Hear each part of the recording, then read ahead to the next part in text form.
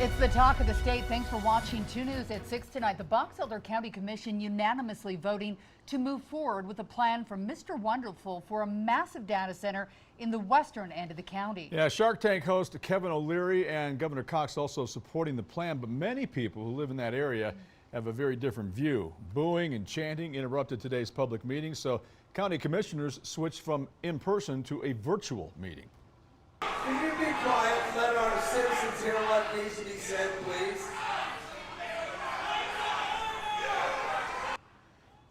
We have team coverage for you tonight. Ariel Harrison showing us how this data center could impact more than just Box Elder County. Yeah, Natalie Wattis sat in on the boisterous meeting. She joins us live from the Box Elder County Fairgrounds. And Natalie, what was that meeting like today? That's right, Mark and Heidi. It was a madhouse in there. Residents from Box Elder County and people from around the state were gathered to hear what commissioners had to say. And it got so full in there, it was actually standing room only. A majority of the crowd, as you saw in that video, was booing and chanting and heckling the commissioners. It actually got to a point where, after threatening law enforcement action, the commissioners were sequestered to a private room and the meeting continued virtually. Now, in the end, the commission voted to move forward with 2 different resolutions supporting the project. In a news conference afterwards, I asked them what that meant. First question, for the layperson out there, can you explain exactly what happened here today with the 2 resolutions that were approved? Basically, what the 2 resolutions we did today is we have private property and we have no zoning laws in our state. So what we did is, first, we passed the first resolution was putting some guidelines, some guardrails in place to protect the citizens and the people of Box Elder County. That was the first part that we took care of. The second resolution is that we are accepting the fact that we're allowing MIDA to come in and basically run an operation within Box Elder County in this MIDA controlled area, which is part of that process we put in place. It will be that continued effort we're going to move forward with. Now, as you can see, there are still remnants behind me. There was a large demonstration ahead of that meeting today. I spoke with people who showed up. My full coverage of the meeting and what those folks had to say coming up tonight at 10 on KUTV 2 News. But for now, reporting live from Box Elder County, Natalie Wattis, KUTV 2 News. Natalie, thank you. We're taking a closer look at the plans for this data center. It would span roughly 40,000 acres. That's 62 square miles.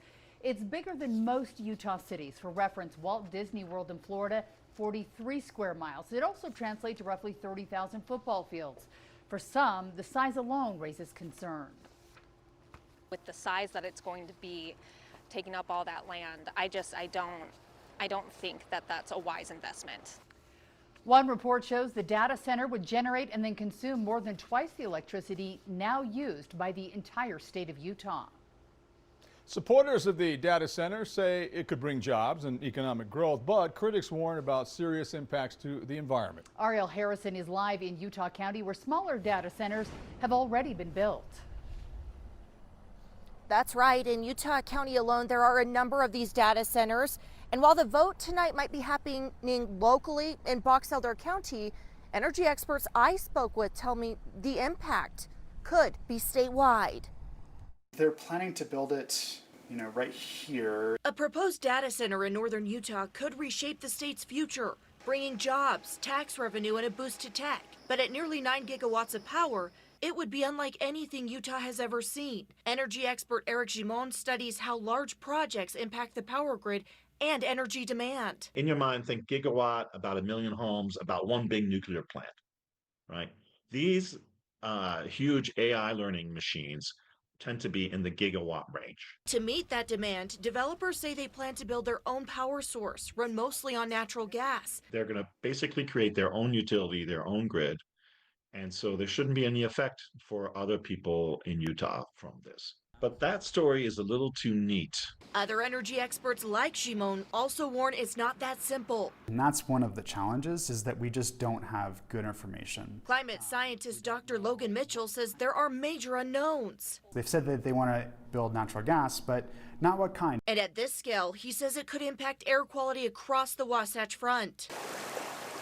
Water is another big concern in a drought-prone state. Dr. David Tarbotton studies Utah's water supply. We have to be really careful about any additional water uses. He says the Great Salt Lake is still near historic lows, and any new demand could add pressure. With the low runoff this year and likely a hot summer, it might approach record low levels, threatening the ecosystem in the lake and exposing the lake bed, producing dust. Supporters say the project brings jobs and economic growth, but others say the big question is more long-term. There's a vote happening today. Do you feel like there's been enough time? I don't think so. I don't think that there's enough information in the public domain to really understand if this is a good plan for Utah's future. Now, one of the experts I spoke with tonight tells me even if this project never fully happens, it could still drive up utility costs, it could strain the grid, and it could also cause Utahns to have to compete for natural gas. All things he strongly urged policymakers and lawmakers to consider.